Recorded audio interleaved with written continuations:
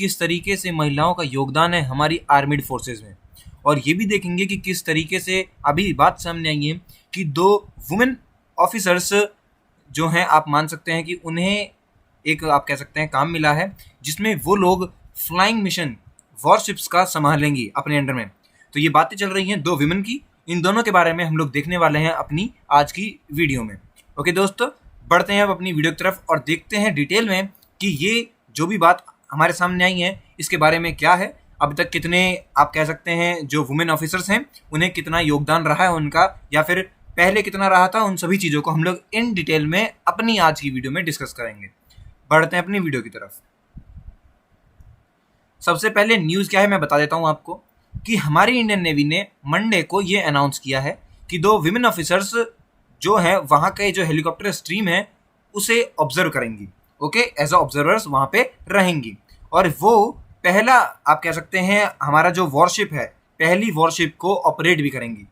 ठीक है, साथ ही साथ मैं बता दूं आपको कि हमारी नेवी ने अभी बताया कि उन्होंने पहली मतलब जो लास्ट दिसंबर था उसमें उन्होंने पहली वुमेन पायलट को इंडक्ट किया था कि वो मतलब या सिखाया उन्हें कि किस तरीके से उड़ाया जाएगा। इस तरीके से नेवी पे यहाँ पे बात पे ध्यान दीजिएगा, नेवी में यहाँ पे बात कर रहे हैं। ओके, तो ये दोनों न्यूज़ हैं।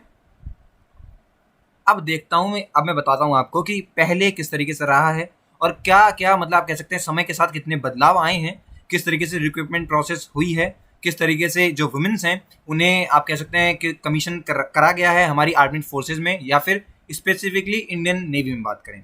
देखिए 1992 से पहले हमारी जो इंडियन नेवी है उन्होंने ये कहा था कि जो वुमेन्स हैं उनके लिए सिर्फ और सिर्फ आपकी मेडिकल स्ट्रीम जो है वो रहेगी अवेलेबल, जहाँ पे वो लोग जो भी मेडिकल स्टाफ रहेगा वहाँ पे सर्विस दे सकेंगी अपनी। ओके, तो ये बात है 1992 से पहले। लेकिन जुलाई 1992 से तब वहाँ पे हुआ कि अब ना कि केवल सिर्फ हम लोग मेडिकल स्ट्रीम पे यहाँ पे बात करेंगे, उन्हें और थोड़ी छूट या फिर आप कह सकते हैं उन्हें और सारी जो लाइन है वहाँ पे भी उनको जगह दी जाएगी। जैसे कि उनके लिए सबसे पहले किया गया कि स्पेशल एंट्री मिली उन्हें अपनी मतलब कमीशन होने के लिए, और साथ ही साथ शॉर्ट सर्विस कमीशन में बोला गया कि अब ये लोग यहाँ पे भी काम करेंगे। लेकिन यहाँ पर भी अभी इन्हें वॉरशिप में नहीं भेजा गया, या फिर वॉर वाली सिचुएशन में अब तक नहीं भेजा गया था इन्हें। इनके लिए उस टाइम पे बोला गया था कि कुछ सिलेक्टिव ब्रांचेज हैं नेवी की, सिर्फ ये वहाँ पे काम करेंगी। आप मान सकते हैं एक तरीके से जो ऑफिस काम रहता है जहाँ पे आपको कंप्यूटर के सामने बैठा रहना पड़ता है, इस तरीके के जो काम रहते हैं जहाँ पे ज़्यादा आप कह सकते हैं खतरा नहीं है, वहाँ पे इन वुमेन्स को काम दिया जाएगा। ओके दोस्तों, तो ये है जुलाई 1992 से। मेडिकल के साथ साथ और भी जो काम है वो दिए गए, लेकिन उस टाइम पर भी ये नहीं कहा गया कि अब इन्हें आप कह सकते हैं वॉर में भेजा जाएगा, पर ऐसी चीज़ें नहीं कही गई। पर 2000 में क्या हुआ कि जो विमेन ऑफिसर्स हैं उन्हें मेडिकल में और साथ ही साथ लॉजिस्टिक स्ट्रीम्स हैं उनमें भी डिप्लॉय किया गया, और साथ ही साथ आप मान सकते हैं कि जो नेवल शिप्स हैं वहाँ पे उनका आप कह सकते हैं शुरुआत में हुआ ये चीज़। ओके, तो 2000 में थोड़ी और इम्प्रूवमेंट हुई। 1992 में क्या हुआ, 1992 से पहले क्या होता था कि सिर्फ और सिर्फ मेडिकल स्ट्रीम। 1992 जुलाई से क्या हो गया कि उन्हें स्पेशल एंट्री मिलने लगी और शॉर्ट सर्विस कमीशन पे वो लोग सिलेक्ट होने लगी, पर तब भी स्पेसिफिक ब्रांचेस थी कुछ जहाँ पे उन्हें काम दिया जाता था।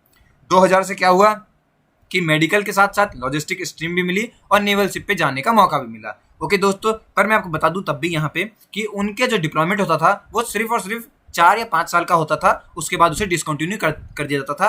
काफ़ी सारे रीज़न बता के, जो भी मतलब फिजिकली हो, मेंटली हो, या जो भी रीज़न बता के डिसकंटिन्यू कर दिया जाता था उन्हें। तो सिर्फ और सिर्फ वहाँ पे डिप्लॉयमेंट भी उनकी होती थी सिर्फ 4 और 5 साल की, इससे ज़्यादा उन्हें काम नहीं करने दिया जाता था। ओके दोस्तों, तो आई होप कि अब आपको चीज़ें समझ आ रही होंगी मैं क्या कहना चाह रहा हूँ।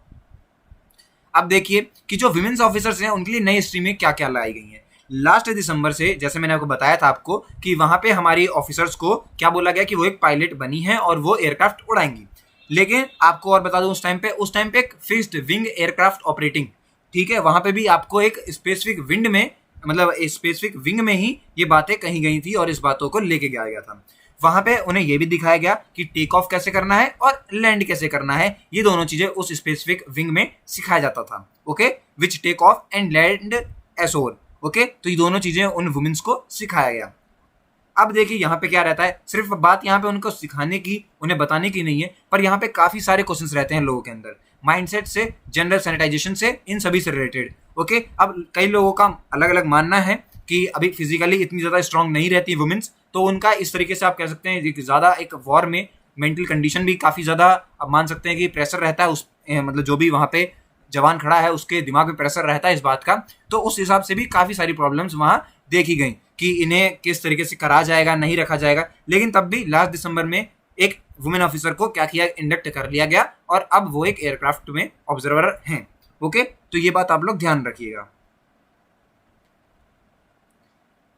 यहाँ ध्यान दीजिएगा थोड़ा सा कि जो वुमेन ऑफिसर्स हैं उन्होंने अप्रिशिएट भी किया, बोला गया कि ये काफ़ी बढ़िया काम है जो वहाँ के जो मिलिट्री लीडर्स हैं उनके द्वारा ये, क्योंकि इसमें क्या रहेगा कि उन्हें वुमेन ऑफिसर्स को एक नया मौका मिलेगा अपनी लाइफ में और बेहतर करने का, और उन्हें एक मौका जरूर दिया जाना चाहिए जिससे वो प्रूव कर सकें कि हाँ वो कर सकते हैं। ओके दोस्तों, मतलब उनका बिलीफ सिस्टम काफ़ी स्ट्रांग है तो वो चीज़ों को करने में सक्षम हैं।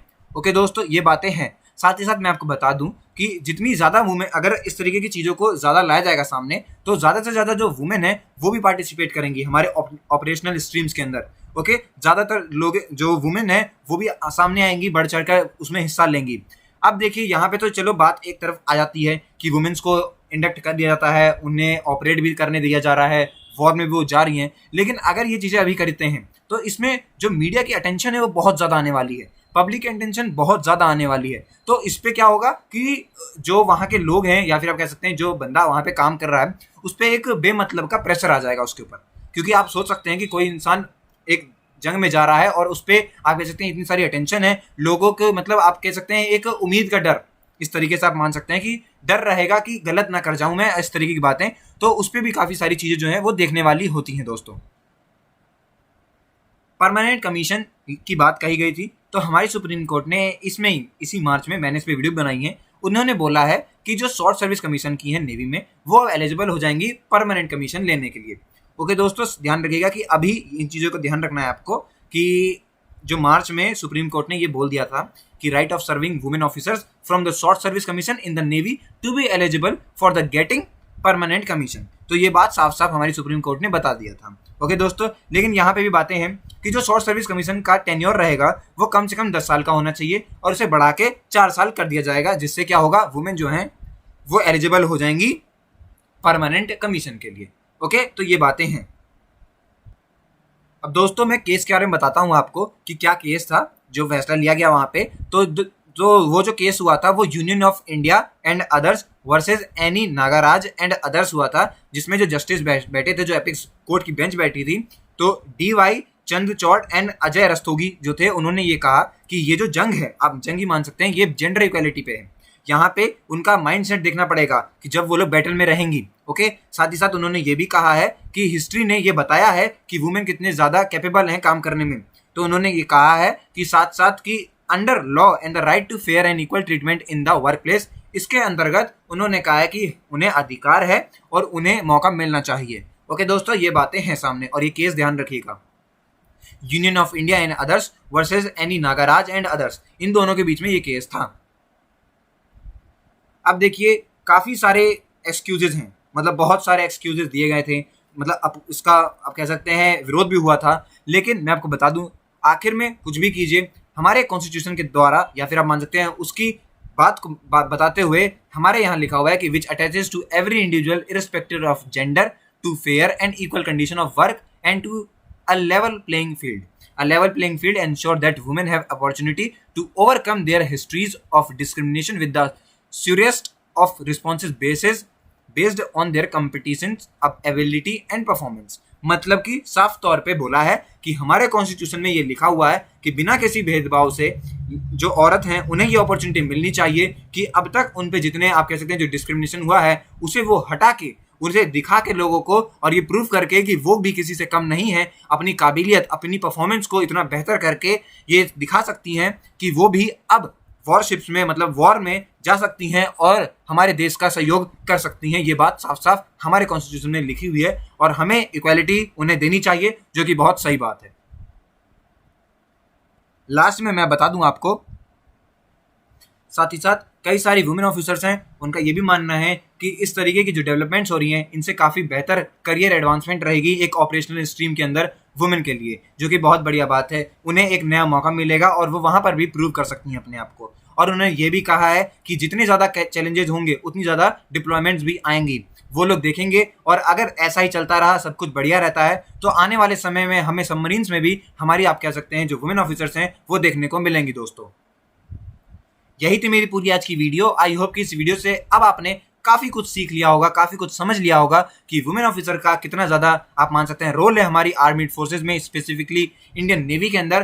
तो यही थी मेरी पूरी आज की वीडियो। मिलते हैं अपनी अगली वीडियो में, तब तक के लिए गुड बाय।